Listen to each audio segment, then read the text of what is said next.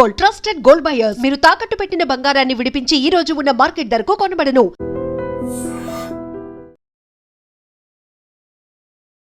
పాపం రోజు ఆటో నడుపుకుంటే గాని జీవనం సాగదు. కూరగాయలు అమ్ముకుంటూ వాళ్ళ జీవనం సాగిస్తూ ఉంటారు. కంప్లీట్లీ ముగ్గురు కొడుకులు, చాలా చిన్న ఫ్యామిలీ, కష్టపడుతూ వాళ్ళ జీవితాన్ని ముందుకు నెడుతున్నటువంటి టైంలో అనుకోనటువంటి సంఘటనలో తండ్రి అట్లాగే కొడుకు చనిపోయినటువంటి పరిస్థితి.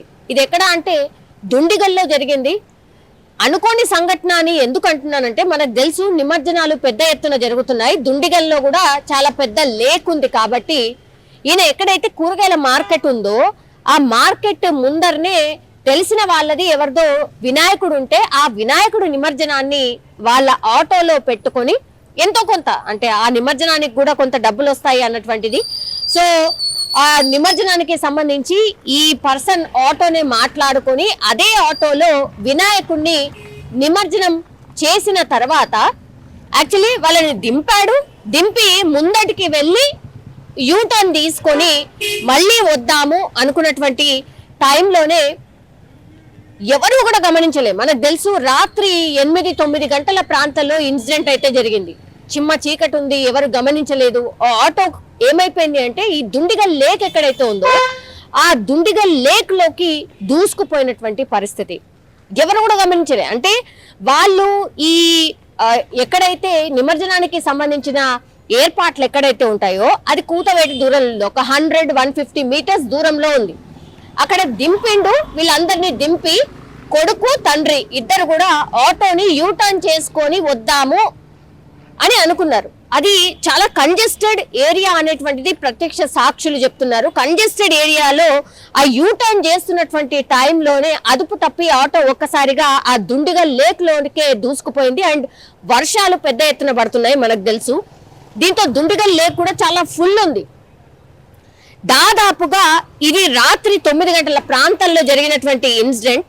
20-30 మీటర్ల వరకు కూడా ఈ ఆటో లోపలికి వెళ్ళిపోయింది. ఎవరు కూడా గమనించలేదు. అసలు ఆటో పైకి కూడా కనిపించలే ఆ వాటర్లో. అంటే అక్కడ అందరూ ఉన్నారు, హ్యాపెనింగ్ జరుగుతోంది, అయినా సరే ఈ ఆటోని ఎవరు కూడా గమనించకపోవడం.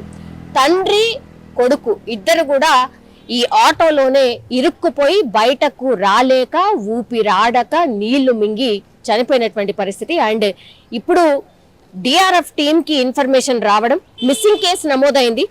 మిస్సింగ్ కేసు నమోదవడంతో ఈయన ఎక్కడికి వెళ్ళాడు ఏంటి అని ఫ్యామిలీని ఎంక్వైరీ చేసినప్పుడు ఇలా ఈ దుండిగల్ లేక్ దగ్గర ఈ నిమజ్జనాని కోసమని ఈ ఆటోలోనే వెళ్లారు. మరి అక్కడి నుంచి మళ్ళీ తిరిగి రాలేదు, ఏమైంది ఏంటి అన్నప్పుడు పోలీసులు అట్లాగే డిఆర్ఎఫ్ టీం అక్కడికి చేరుకొని సర్చ్ ఆపరేషన్ స్టార్ట్ చేశారు. అక్కడ క్లూ ఏం దొరికింది అంటే, ఈ ఆటో ఎక్కడైతే టర్న్ తీసుకుందో, ఎక్కడైతే ఈ ఇన్సిడెంట్ జరిగిందో, అంటే ఆటో టర్న్ తీసుకునేటువంటి టైంలో ఒక పెద్ద రాయికి తాకి ఆ తర్వాత ఆ లేక్ లోకి వెళ్ళిపోయింది. ఆ లేక్ కూడా కట్ట లాంటిది ఏమీ లేదు, సరి సమానంగా ఉంది. అంటే రోడ్డుకి అట్లాగే ఆ వాటర్ కి సరి సమానంగా ఉంది. అదే ఇప్పుడు వాళ్ళ పాలిట ఏమనుకోవచ్చు, మృత్యుగా మారింది అనుకోవచ్చు. సో ఆటో ఎక్కడ స్టక్ కాకుండా ఆ రాయికి ఒక్కసారిగా ఢీ కొట్టి వెంటనే ఆ దుండిగల్ లేక్ లోకి దూసుకు వెళ్ళడం, తర్వాత తండ్రి కొడుకులు చనిపోవడం అయితే జరిగింది. ఎందుకంటే ఎవరు కూడా గమనించలేదు కాబట్టి మిస్సింగ్ కేసు నమోదై వాళ్ళ ఫ్యామిలీ వచ్చి చెప్తే గానీ తెలియలేదు. దీంతో డిఆర్ఎఫ్ టీం వచ్చి రంగంలోకి దిగి సర్చ్ ఆపరేషన్ స్టార్ట్ చేసినప్పుడు, వీళ్ళ బోట్లు వేసుకుని సర్చ్ చేసినప్పుడు 20 మీటర్ల లోతులో ఈ ఆటోను కనుగొన్నారు. ఆ ఆటోను తీసుకొని బయటికి తీసుకొచ్చే టైంలో కూడా పాపం ఈ అబ్బాయి ఎవరైతే ఉన్నారో అబ్బాయి పేరు వచ్చేసి శ్రీను, ఆ తండ్రి పేరు వచ్చేసి జాను. సో ఆ కొడుకు అండ్ తండ్రి చేతులు చాలా గట్టిగా ఇట్లా పట్టుకొని ఇద్దరు కూడా ప్రాణాలు వదిలినట్టుగా అక్కడ ఉన్నటువంటి ప్రత్యక్ష సాక్షులు చెప్తున్నారు. అట్లాగే డిఆర్ఎఫ్ టీం కూడా వాళ్ళిద్దరిని తీసేటప్పుడు కూడా వాళ్ళిద్దరు కూడా చేయిలు చాలా గట్టిగా పట్టుకొని ఉన్నట్టుగా చెప్తూ ఉన్నారు. సో అత్యంత విషాదకరమైనటువంటి ఘటన అనుకోవచ్చు. ఎందుకంటే ఎవరు కూడా అనుకోరు, ఎవరు కూడా పాపం గమనించలే. ఆ ఆటో అందులో దుండిగల్ లేక్ లో పడిపోతున్నప్పుడు కూడా ఎవరు గమనించకపోవడం కూడా ఈ మృత్యుకి వన్ ఆఫ్ ది రీజన్ అని కూడా చెప్పొచ్చు. పాపం ముగ్గురు కూడా అబ్బాయిలే. ఇప్పుడు ఈ 7 ఏళ్ల అబ్బాయి ఎవరైతే ఉన్నారో ఆయన చిన్న అబ్బాయి. సో వాళ్ళు కష్టపడుతూ వాళ్ళ జీవనాన్ని సాగిస్తున్నటువంటి టైంలో అనుకోనటువంటి ఘటన, అత్యంత విషాదకరమైనటువంటి ఘటన అనుకోవచ్చు. అట్లాగే పాపం నిమజ్జనం చేస్తూ చనిపోవడం అనేటువంటిది కూడా వాళ్ళ ఫ్యామిలీలో అత్యంత విషాదకరంగా మారినటువంటి పరిస్థితి. ఇంకోటి ఏంటంటే ప్లీజ్ కొంత జాగ్రత్తగా ఉండండి. ఎందుకంటే ఈ మధ్య కాలంలో ఈ కరెంటు వైర్స్ తగిలి చనిపోవడం కావచ్చు, లేదంటే ఇగో ఇట్లా లేట్ల దగ్గర వెళ్ళేటప్పుడు చాలా జాగ్రత్తగా ఉండాల్సిందే. ఇట్లా చాలా వాటికి కూడా కట్టలు ఉండవు. చిన్నపిల్లలు కూడా చాలా ఉత్సాహంతో ఈ వినాయకుడి నిమజ్జనాన్ని చూడడానికి పెద్ద ఎత్తున వస్తూ ఉంటారు.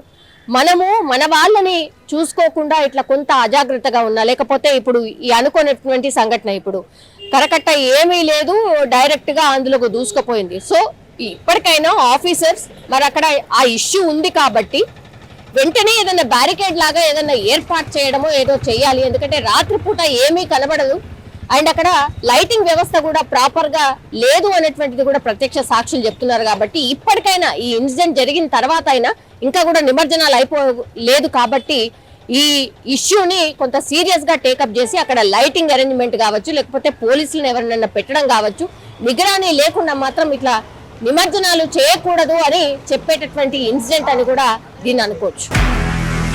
నిజంగా ప్రస్తుతం ఉన్నటువంటి సమాజం దేనికి ప్రయారిటీ ఇస్తుంది?